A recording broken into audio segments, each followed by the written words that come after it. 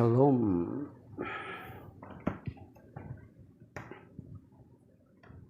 Shalom Aleichem.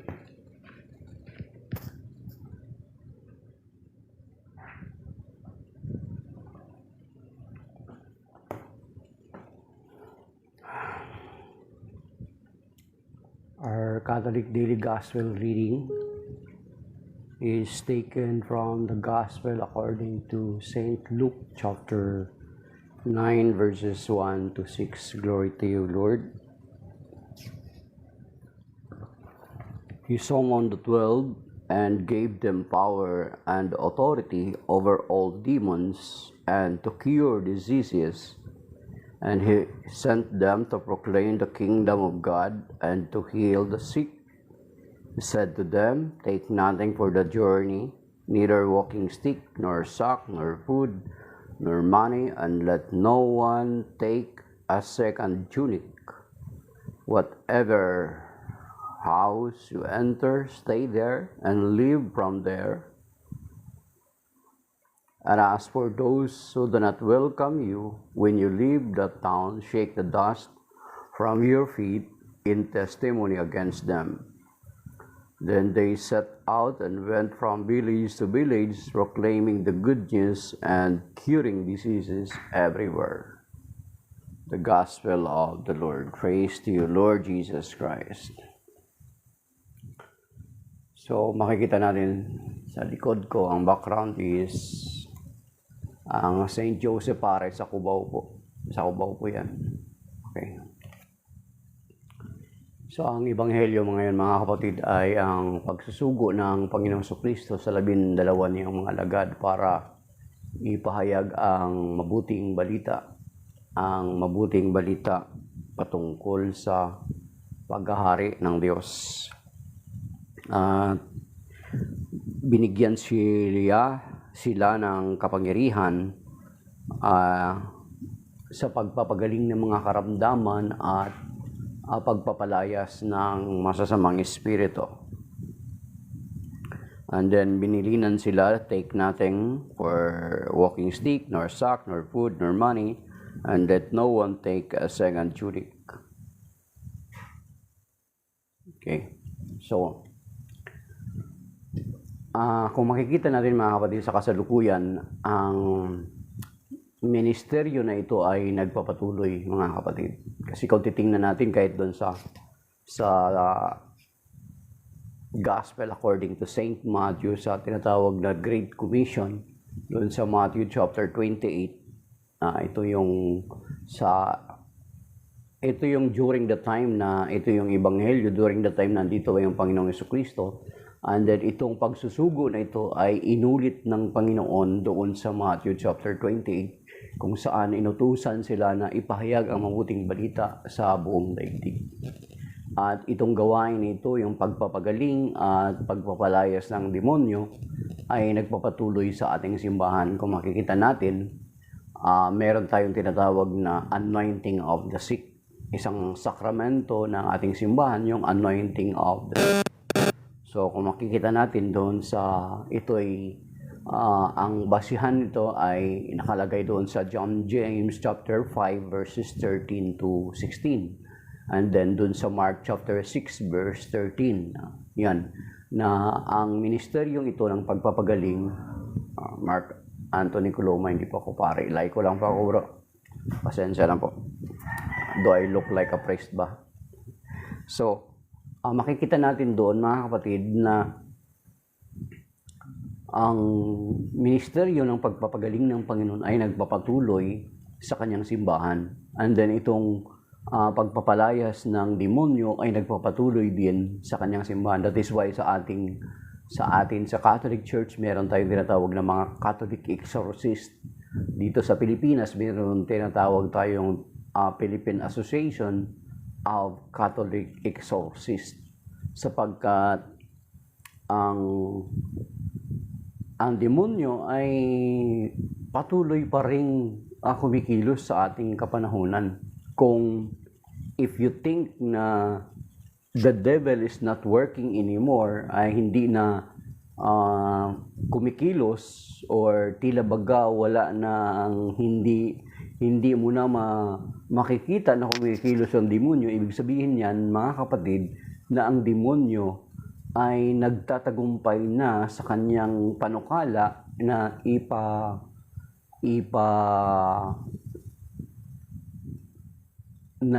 ipinapakita niya or sinasabi niya na hindi siya nag-exist. Ibig sabihin, kapag hindi ka naniniwala that the devil is existing until now, ay ibig sabihin, nagtatagumpay na yung demonyo sa buhay mo sapagkat napaniwala ka na niya na he is not anymore existing. So, yun ang katotohanan dyan, mga kapatid. So, ang pagsusugo ng Panginoong Jesucristo, ang mga alagad, that is why, ang mga alagad ang inutusan na humayo at ipahayag ang mabuting balita. Ang pagsusugo na ito ay may continuity, mga kapatid. May continuity, hindi po siya naputol. And then, wala pong, ang inutusan lang, kung basahin natin na malinaw yung Matthew chapter 28, ang inutusan ay ang mga alagad. Sabi niya, puntahan natin yung Matthew chapter 28. Kasi itong pagsusugo dito sa Ebanghelyo na binasa natin ngayon is during the time na andito yung Panginoong Jesucristo. Parang sila yung mga forerunner ng Panginoon sa mga town and villages kasi ang Panginoong Jesucristo sa kanyang sarili ay kumbaga sukan parang hindi na siya sa kanyang sa sarili niya ay hindi niya na lahat maabot na ang mga lugar na kanyang gustong pupuntahan. At the same time, tuwing pupunta siya sa mga lugar ay dinudumog siya ng mga tao. So that is why isa rin siguro sa rason kung bakit sinugo niya yung kanyang mga alagad para ang mga alagad din ang gumawa at gumanap ng tungkulin na ginagampanan ng ating Panginoong Jesucristo.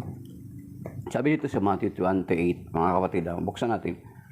Verse 19, ito yung tinatawag ng karamihan na kilala sa kapangalang Great Commission, mga kapatid. Sabi niya, "Go therefore and make disciples of all nations, baptizing them in the name of the Father and of the Son and of the Holy Spirit, teaching them to observe all that I have commanded you, and behold, I am with you always until the end of the age."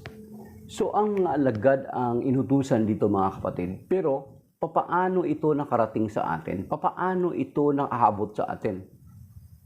Kasi, meron yung tinatawag na continuity, mga kapatid. Yung mga inutusan ay sila rin yung nag-utos and then and so on and so forth. That is why nakarating sa atin. Kung titingnan natin sa aklat ng mga gawa, mga kapatid, ibinibigay ko sa inyo yung paghahanap. Kayo yung hanapin nyo, basahin nyo yung aklat ng mga gawa. Kung makikita natin doon na ang after na si San Pablo ay tawagin at ma-encounter niya ang Panginoon sa Road of Damascus doon sa Acts chapter 9, makikita natin na halos lahat ng parte ng Asia Minor ay narating ni San Pablo. At makikita natin, isa sa narating ni San Pablo ay ang Espanya. Then, alam naman natin na from Spain ay dinala rin dito sa atin ang pananampalataya. At ito'y nananatili hanggang sa kasalukuyan. So, yun yung connectivity, mga kapatid. Yung mga sinugo ay sinugo din at yung mga sinugo ay sinugo din and so on and so forth. Nakikita nyo ba yung halimbawa, itong halimbawa, mga kapatid? Sino yung nakaka-attend sa inyo ng Easter Vigil? Diba? Sa Easter Vigil, magsisindi tayo ng kandila from the Paschal candle.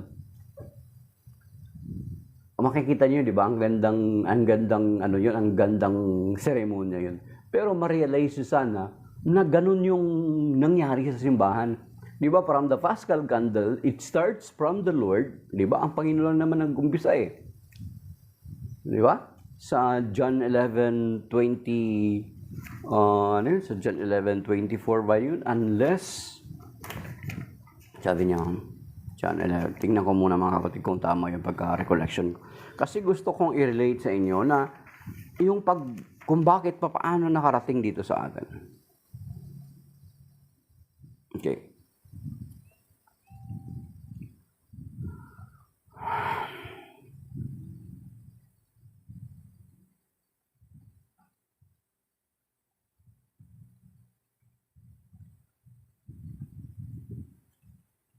Okay, hindi ko matandaan mga kapatid. So kung makikita natin yung pagsasindi ng kandila sa Paschal Candle mga kapatid, makikita nyo, hindi pwede magsindi from yourselves. Kundi doon dapat manggagaling lahat ang ilaw sa Paschal Candle. Then makikita mo yung the whole crowd ay mapupuno yung liwanag ng buong kongregasyon, ng buong pamayanan ng Kristiyanong nagtitipon during the Easter Vigil. Diba? Ang ilaw magsisimula doon sa Paschal Candle. Ganyan yung nagiging pattern ng simbahan. From the Lord Jesus Christ to the apostles, then the light scattered from different places. Pero ang pinagmulan ay isa lamang. Hindi siya naputol. Hindi ka pwede magsindi ng sarili mo. Dapat ang ilaw mo ay magmumula dun sa kung saan nagpasimula. Sa ating Panginoong Jesucristo. Ganun mga kapatid, ganun ang naging, ganun ang simbahan. That is why makikita natin dito na itong ministeryo na ito ay nagpapatuloy, pero hindi po siya hiwalay. Hindi po kanya-kanya ang Christian community. Kaya nga, yung may mga nagpapakilala sa kasalukuyan natin, nagpapakilala na sila daw ay sinugo. Hindi po totoo yun. Sapagkat ang Panginoong Jesucristo, ang kanyang sinugo, bago siya umalis ay ang kanyang mga alagad. Ang linaw nun sa Matthew 28. May sabi niya, okay.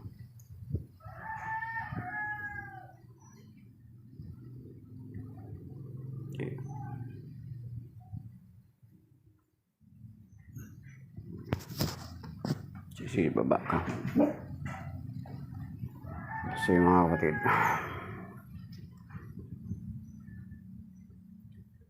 Kaya kapag may magpakilala na sa inyo na sinasabi, sinugo daw sila, na hindi sila nagmula sa pinagmula ng hanay ng mga lagad, ay magdalawang isip ka na mga kapatid, sapagkat ang may karapatan lamang magsugo ay yung mga sinugo lang din ng Panginoong Jesucristo. Kaya, di ba sa ating kapanahunan ngayon, ay ang dami na po na nagpapakilala na sila ay sinugo daw ng Panginoon. Pero hindi sila nagmula sa hanay ng mga isinugo. So, ibig sabihin, hindi po talaga sila totoong sinugo. Kaya nga, kung makikita natin ngayon, ang nangyayari mga kapatid, ito masakit na katotohanan. Ang nangyayari is, marami sa atin ngayon, di ba? Nakapagbasa lang ng Bible, ng English sa Tagalog, then nagparehistro ng sekta sa Securities and Exchange Commission, tapos sinasabi nila na they were ordained or they were sent by the Lord. Kung totoo yung sinasabi nila, is ibig sabihin, parang ang Panginoon na rin nagsasabi, parang sinasabi ng Panginoon sa atin na parang okay lang pala yung okay lang pala yung, parang sinasabi ng Panginoon na okay lang na magkanya-kanya yung kanyang simbahan. Okay lang na hindi nagkakaisa yung kanyang simbahan.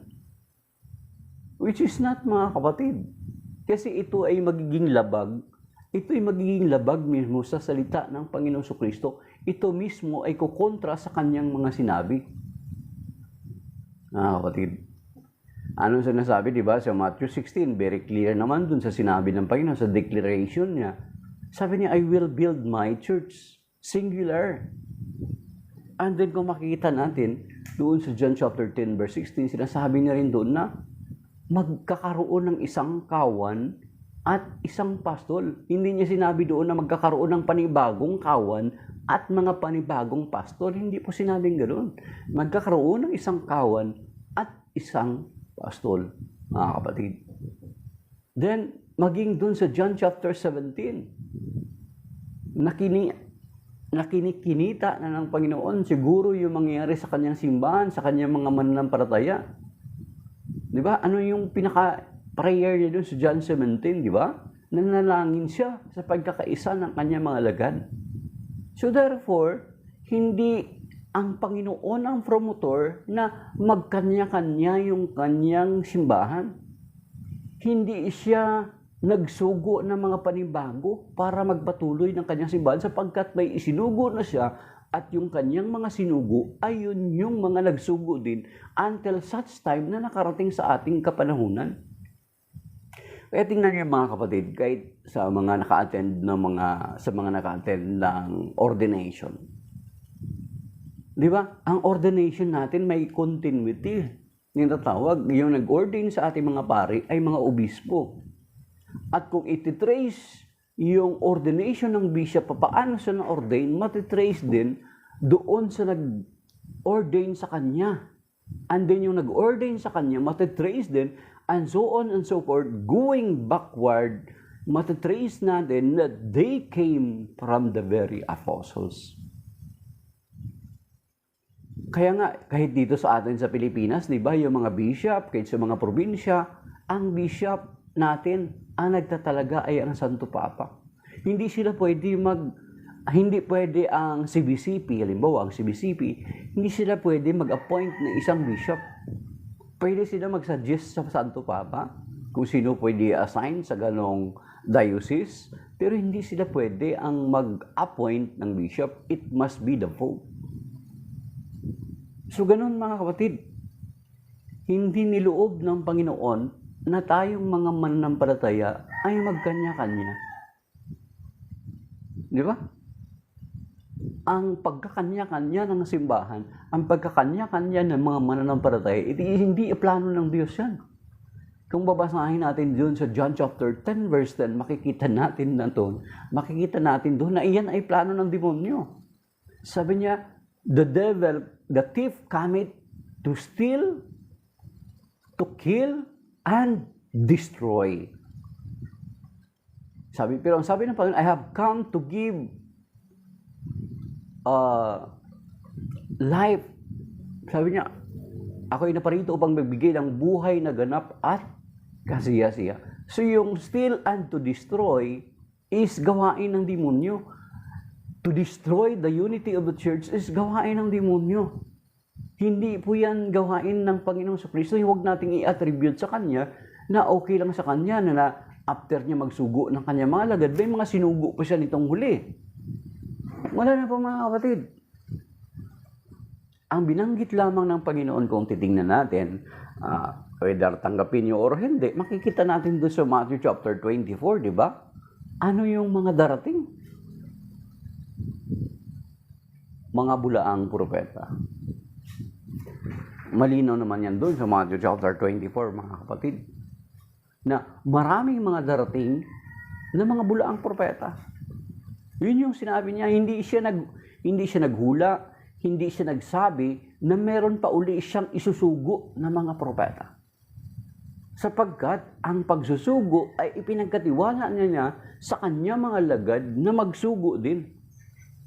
Yun nga sinabi ko nga sa inyo kanina, yung tinatawag na, yung sinasabi ko na yung pattern, yung parang katulad nung sa pagsisindi ng Paschal Candle doon sa Easter Vigil. Di ba napakaganda? Yun mga kapatid, from Jesus, sinindihan yung Paschal Candle, then from the Paschal Candle, kukuha ng ilaw doon, then spread out throughout the congregation. Hindi pwede ka magsindi ng sarili mo. Ganon ang nangyari sa simbahan until such time na lumaganap itong liwanag na ito sa buong mundo. Actually, kung nabasa niyo na yun sa Lumang Tipan mga kapatid, nakalagay po yan sa Daniel chapter 2 verse 44. Try niyo basahin at saka intindihin yun doon. That prophecy refers to the church. Yan, lumaganap sa buong daigdig. Kaya nga tinawag na Catholic Church. Actually, yung Catholic Church ay biriin mo, try to imagine, first century ng Panginoon, itinatag ang kanyang simbahan, mga around 33 AD. Then, from there, then sa Antioquia, sa 1st century din, sa bracket ng 1st century, doon sa Acts chapter 11, verse 26, doon unang tinawag ang mga tagasunod ng Panginoong Jesucristo ng mga Kristiyano. John chapter 11, verse 26. At alam nyo ba na from that place of Antioch, ay in that period of time, around mga, pagpalagay natin ang isinulat ang Acts of the Apostle, around mga 58 to something onward. Then alam nyo ba, around 110 AD, try to count from 58, supposed to be 58 AD onward. How many years lang? Wala pang 100 years dyan sa Antioch din, kung saan dyan tinawag na ang mga Kristiyano unang tinawag na Kristiyano dyan sa Acts 11:26. In that very place of Antioch also, around 107 to 110 AD, si San Ignacio, that is, according to the history, si San Ignacio ay alagad siya or disciple siya ni John the Apostle, ni John the Beloved. Siya ay naging bishop ng Antioquia. Hinirang siya ng mga alagad mismo. In that period of time, 107 AD to 110, try to imagine, wala less than 100 years, kalahating millennia, kalahating siglo, kalahati ng 100 taon, ganun, 100 taon. Diyan sa sulat ni San Ignacio sa Smyrna, binanggit niya, sabi niya, where there is the bishop, there also the Catholic Church. So try to imagine. So mga kapatid, ganun mga kapatid, na dito ang Panginoon ay nagsugo ng kanyang mga alagad upang magpagaling. At ang ministeryo nga na ito ay nagpapatuloy sa ating kasalukuyan. At ang utos sa atin, kung babasahin natin yung James chapter 5, verse 13 to 16, ang sabi doon na kapag magkasakit ka, ipatawag ang mga pari, mga kapatid. Hindi sinabi na kapag magkasakit ka at hindi tinuturo ng simbahan, kapag magkasakit ka, pumunta ka ng albularyo, pumunta ka ng mananawas. Hindi po sinabi, mga kapatid. Ang sinasabi doon sa James chapter 5, kung babasahin natin, sabi niya, buksan niyo sa Bible niyo, sabi dito ito yung turo ng simbahan, mga kapatid. Hindi tayo tinuturuan at never nagturo ang simbahan na kapag magkasakit ka, pumunta ka sa mananawas, pumunta ka sa albularyo. Hindi ganun, mga kapatid. Sorry sa mga kababayan nating albularyo, pero yun yung tinuturo ng simbahan. Sabi dito sa James chapter 5 verse 13 to 16, sabi niya, is anyone among you suffering? You should pray. Is anyone in good spirit? He should sing praise. Is anyone among you sick? He should summon the presbyters of the church, and they should pray over him and anoint with oil in the name of the Lord. So that is why we have the sacrament of the anointing of the sick.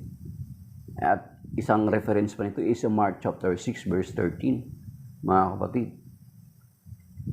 So, kapag magkasakit ka, ipatawag ang presbyter is pari. Ipatawag ang mga pari ng simbahan para pahiran ka ng langis, para ikaw ay gumaling.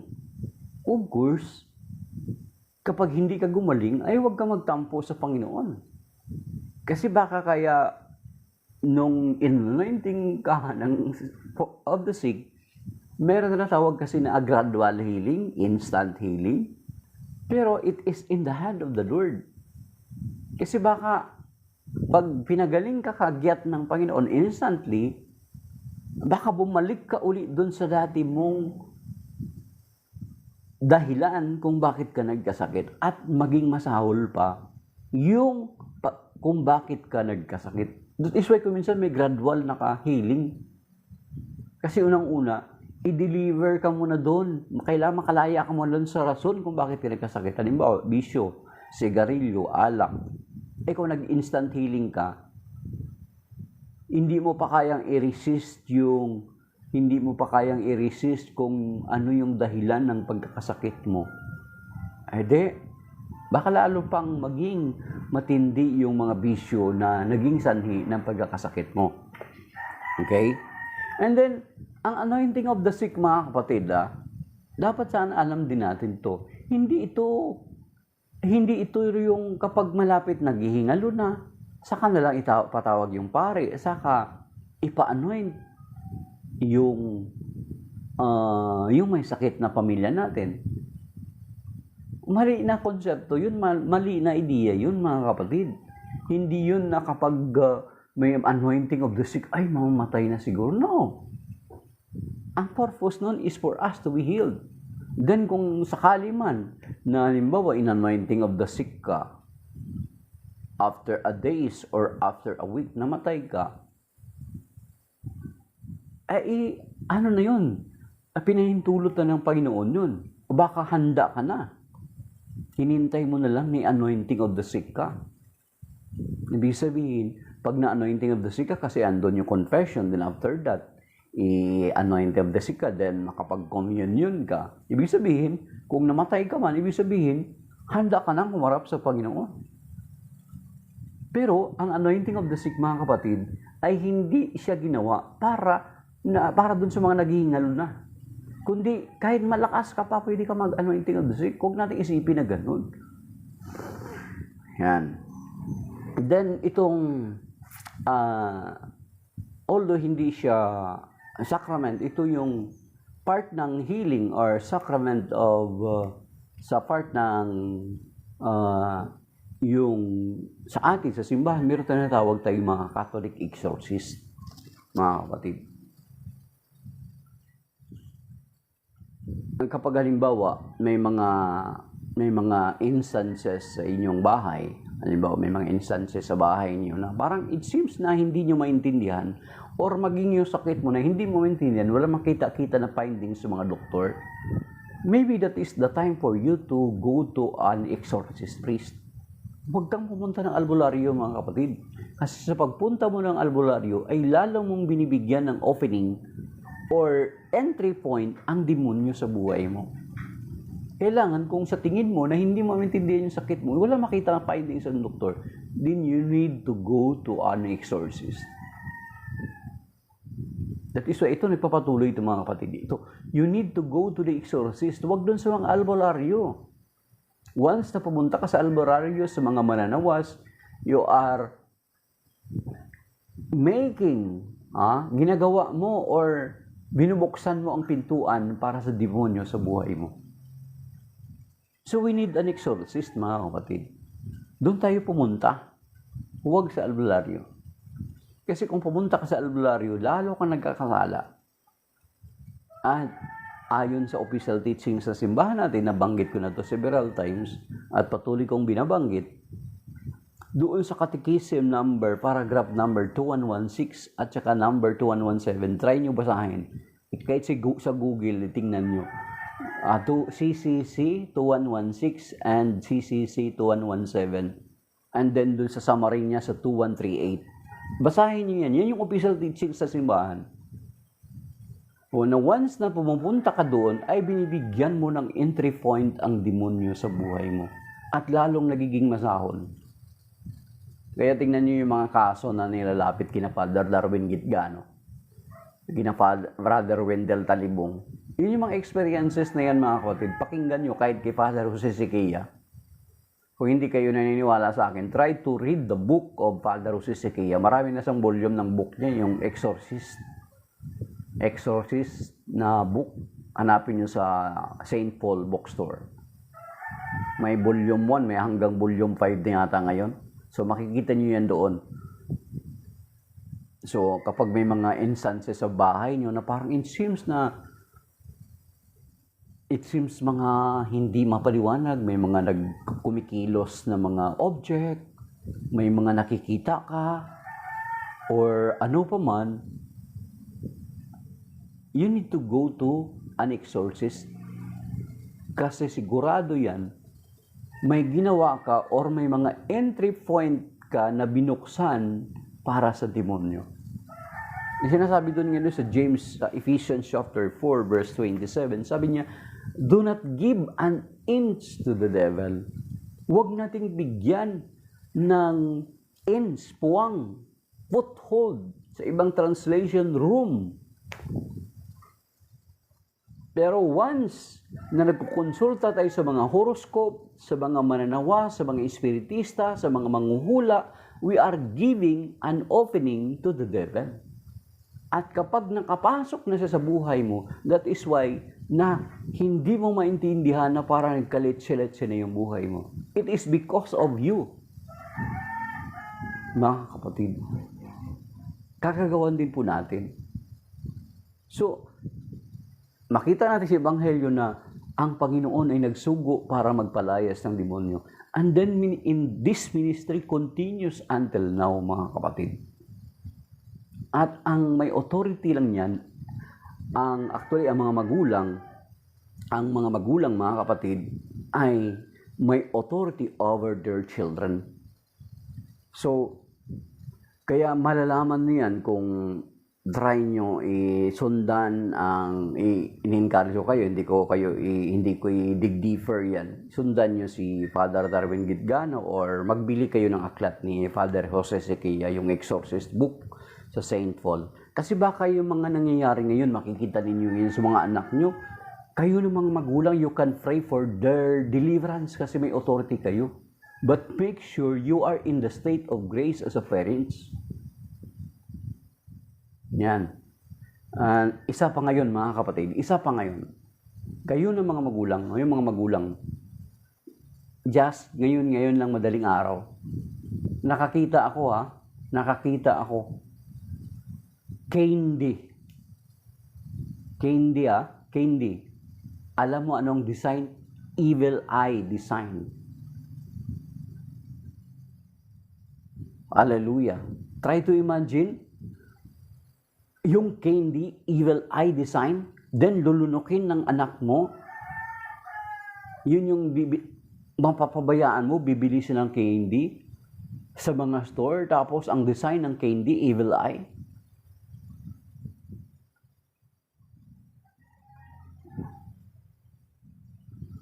Diba? Nakakatakot yun, mga kapatid. So, ibig sabihin, tayo yung nagbibigay ng opening sa Diablo. Kapag kung ano yung ginagawa natin, kung titingnan natin, baka yan ang naging dahilan kung bakit tayo ay magulo yung buhay natin, magulo yung pamilya natin. It is because of that opening na inaalaw natin na mabuksan at makapag-infiltrate ang demonyo sa ating buhay. That is why, kung nangyayari na yung mga ganyan at may mga instances sa buhay mo na may mga nangyayaring ganyan, is you need to consult our Catholic exorcist. Sa bawat diocese po, meron yan. Ay try nyo lang itanong kahit sa parokya nyo. Kung hindi alam ng parokya nyo, most possibly ang parish priest alam niya kung walang exorcist dyan. Alam niya kung saan nakabase yung mga exorcist na parokya. So, magtanong lang po kayo, mga kapatid. So, kapag hindi mo maintindihan yung karamdaman mo, hindi mo maintindihan yung mga nangyayari sa pamilya nyo, ay maybe you need to go to an exorcist. Sabi ko nga sa inyo, huwag sa mga mananawas, huwag sa mga espiritista, mga kapatid. So, maybe that is by now, mga kapatid. Shalom and a blessed Wednesday po sa ating lahat. May God bless us all and may God keep us safe and sound sa araw na ito. And let us pray again this prayer of protection. Bago tayo mag-incense, since na yung pinag-usapan, yung senior ko sa inyo, it's about the work of the devil, the enemy. So, we need to pray for this prayer of protection, mga kapatid. Kasi nung isang beses na nag-share ako about about the work of the devil, talagang na hindi ko na-download yung video. First time nangyari yun. So may the Lord protect this what I shared to you, what I shared in this platform. May the Lord Jesus covered it with His most precious blood. Let us pray for this prayer of protection. Lord Jesus, I ask you to protect my family, my siblings, their loved ones, and every person that is close to us from sickness, from all harm, and from accidents. If any of us has been subjected to any curses, excess, or spells, I declare these curses, excess, or spells null and void in the name of Jesus Christ. If any evil spirit have been sent against us, I decommission you in the name of Jesus Christ, and I send you to Jesus to deal with as He will. Then, Lord, I ask you to send your holy angels to guard and protect all of us. Amen. Cleansing prayer, mga kapatid.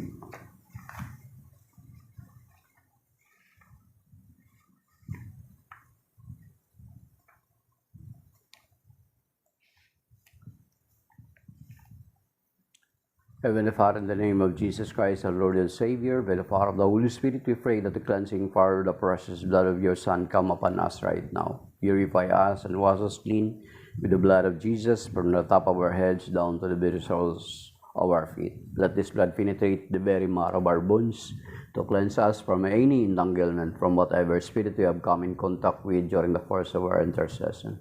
Anoint us with the gifts of the Holy Spirit and refresh our body, soul, and spirit.